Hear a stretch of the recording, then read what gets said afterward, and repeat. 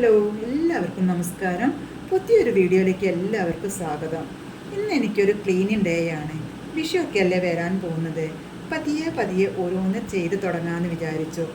ഞാൻ ഓരോ ദിവസവും ഓരോ ഭാഗങ്ങളായിട്ടാണ് ക്ലീൻ ചെയ്യാറുള്ളത്. അതാണ് എനിക്ക് കുറച്ചും കൂടി എളുപ്പമായിട്ട് തോന്നിയിട്ടുള്ളത്.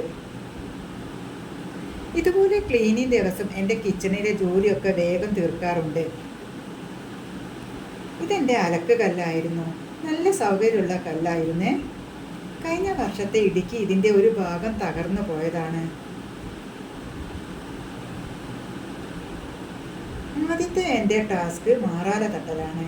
ഇത് എത്ര ക്ലീൻ ചെയ്താലും പിന്നെയും പിന്നെയും വന്നുകൊണ്ടിരിക്കുന്ന ഒരു കാര്യമാണ്. ഇത് നമ്മളെ വീട്ടമ്മമാരുടെ ഒരു പ്രധാന പ്രശ്നമാണല്ലോ. അത് കഴിഞ്ഞ് ജനാലയുടെ പുറമേയും ഉള്ളിലും തുടച്ച് വൃത്തിയാക്കി. എനിക്ക് ഈ മോപ്പ് കൊണ്ട് ഇങ്ങനെ തുടയ്ക്കുമ്പോൾ പണി കുറച്ച് എളുപ്പമായിട്ട് തോന്നാറുണ്ട്. അത് കഴിഞ്ഞ് ഞാൻ നേരെ ലിവിങ് റൂമിലേക്ക് ചെന്നു. ലിവിങ് റൂമിലെ ജനാലകളെല്ലാം തുറന്ന് കർട്ടനെല്ലാം ഊരിയെടുത്ത് അതിൻ്റെ കൂടെ തന്നെ സെറ്റിയിലെ വിരിയും കൂടെ അലക്കാനിട്ടു.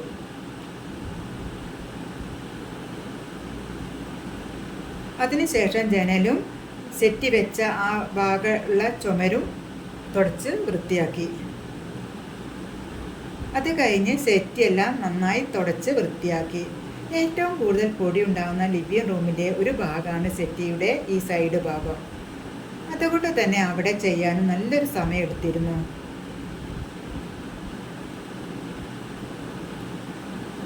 അതിനുശേഷം ചുമരിൽ തൂക്കിയിട്ട ഫോട്ടോസുകളെല്ലാം തുടച്ച് വൃത്തിയാക്കി അതുപോലെ തന്നെ എടുത്തു വെച്ചു. ചുമരിൽ അറ്റാച്ച് ചെയ്തിരിക്കുന്ന സ്റ്റാൻഡും ഹാങ്ങിൽ വെച്ചിരിക്കുന്ന സ്റ്റാൻഡും ഞാൻ ഓൺലൈനിൽ നിന്ന് വാങ്ങിച്ചതാണ്.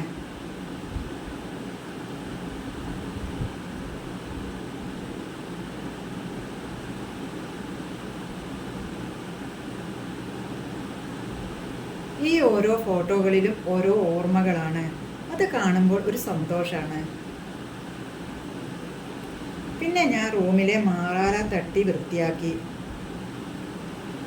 എന്നിട്ട് റൂമിൻ്റെ സെറ്റിൻ്റെ സൈഡെല്ലാം അടിച്ചു വാരി വൃത്തിയാക്കി.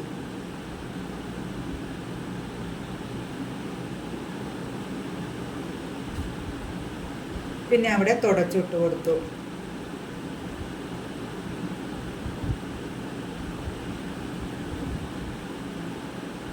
പിന്നെ സെറ്റിയെല്ലാം യഥാസ്ഥാനത്ത് എടുത്തു വെച്ചു.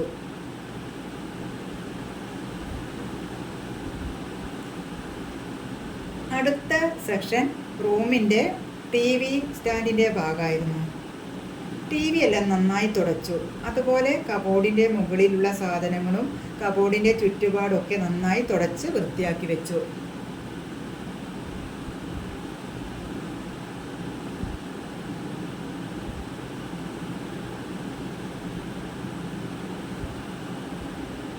അതിനുശേഷം കൃഷ്ണൻ്റെ വിഗ്രഹവും ആ സ്റ്റാൻഡിൽ വെച്ച മറ്റ് സാധനങ്ങളെല്ലാം എടുത്ത് മാറ്റി തുടച്ചു വെച്ചു.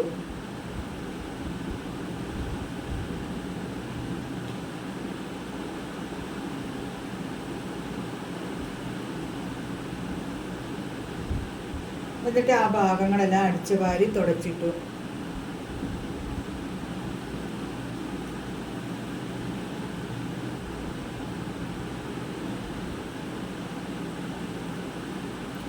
എല്ലാം വൃത്തിയാക്കി തുടച്ച് വെച്ചതിന് ശേഷം അതാത് സ്ഥാനത്ത് എടുത്തു വെച്ചു.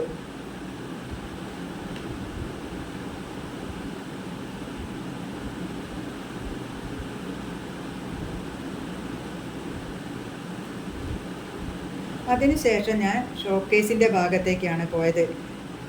ഇപ്പം ഞാൻ ഷോക്കേസിൻ്റെ പുറംഭാഗം മാത്രമാണ് തുടയ്ക്കുന്നത്. ഉള്ളിലെ ഭാഗം ഞാൻ ആദ്യമേ വൃത്തിയാക്കിയിട്ടിരുന്നു. അത് കഴിഞ്ഞ് ഞാൻ മെയിൻ ഡോറിൻ്റെ ഭാഗവും ടീപ്പോയും തുടച്ച് വൃത്തിയാക്കി വെച്ചു.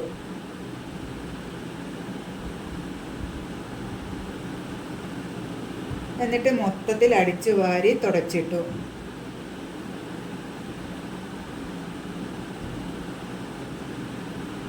അങ്ങനെ ഞാനിന്ന് living room area cleaning complete ചെയ്തു. ഇങ്ങനെ ഓരോ ഭാഗങ്ങളായിട്ട് ക്ലീൻ ചെയ്യുകയാണെങ്കിൽ നമുക്ക് ഒരുപാട് മടുപ്പ് തോന്നില്ല.